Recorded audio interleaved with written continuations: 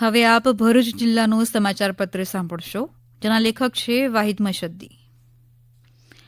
લોકસભા સામાન્ય ચૂંટણી 2024 અંતર્ગત 7મી મે 2024 લોકસભા બેઠકની ચૂંટણી માટે શાંતિપૂર્ણ વાતાવરણમાં મતદાન પ્રક્રિયાનો સવારે 7 કલાકે પ્રારંભ થયો હતો.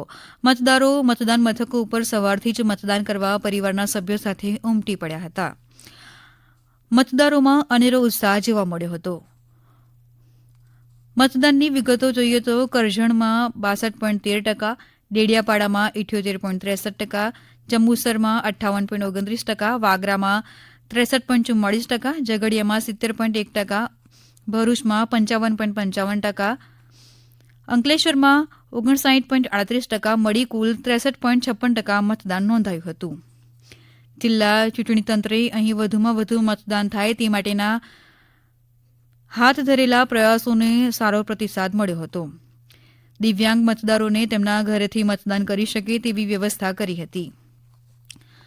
સાથે જિલ્લાના મતદારો પારદર્શક રીતે મતદાન કરી શકે તે માટે કાયદો અને વ્યવસ્થાની પરિસ્થિતિ સહિત લાઇવ વેબકાસ્ટિંગ, સીસીટીવી કેમેરા, જિલ્લા કક્ષાએ વિવિધ કંટ્રોલ રૂમ જેવી વ્યવસ્થાઓ સુનિશ્ચિત કરી સમગ્ર પ્રક્રિયા ઉપર ચાંપતી નજર રાખવામાં આવી હતી. ચૂંટણી પંચની માર્ગદર્શિકા મુજબ થીમ આધારિત મતદાન મથકો પણ સ્થાપિત કરાયા હતા, જે અનુસાર જિલ્લામાં આદર્શ મતદાન મથક, યુવા મતદાન મથક, દિવ્યાંગ મતદાન મથક, પિંક મતદાન મથક જેવા વિશેષ મતદાન મથકો આકર્ષણનું કેન્દ્ર બન્યા હતા.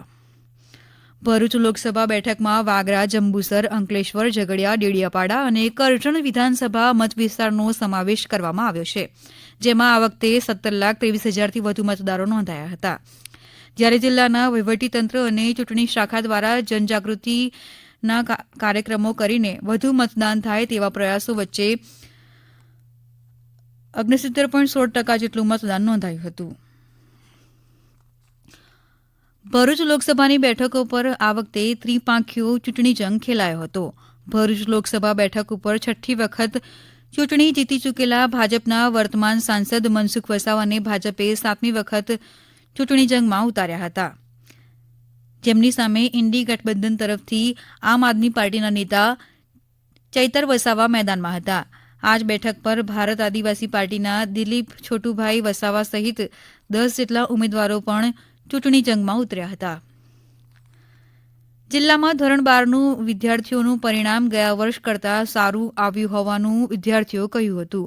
ધોરણ 12 સામાન્ય પ્રવાહમાં 6,826 જેટલા વિદ્યાર્થીઓ ઉત્તીર્ણ થયા હતા, જેને લઈને ધોરણ 12 સામાન્ય પ્રવાહનું પરિણામ 91.11% જાહેર થયું હતું.